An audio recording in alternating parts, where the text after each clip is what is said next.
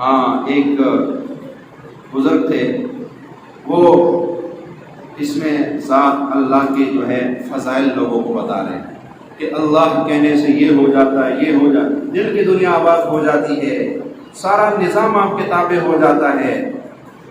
ایک بندہ بیٹھا ہوا تھا، اس نے کہا وہ کیا کہہ رہے ہو آپ، ایک چھوٹا سا تو نام ہے اللہ، اس اتنے کام کیسے ہو جاتے ہیں؟ آپ کہتے ہو یہ ہو جاتا ہے، وہ ہو جاتا ہے، یہ کیسی باتیں لوگوں کو بتا رہے ہیں؟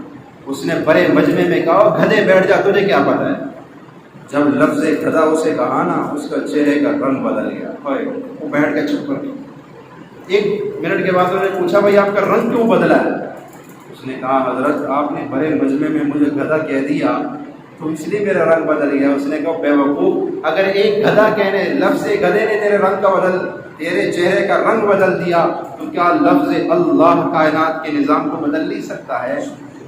لفظ گدھے کی تاثیر تو تجھے سمجھ آ گئی کہ تیرے چہرے کا رنگ بدل گیا۔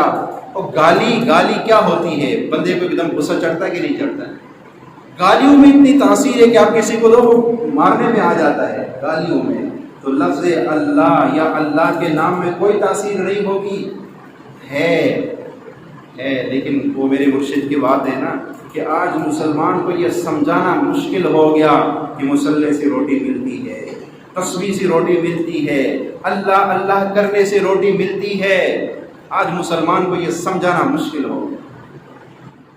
تو اب یہ مسلمان کو سمجھانا مشکل ہو گیا، بھائی نفلوں سے مسئلے حل ہوتے ہیں۔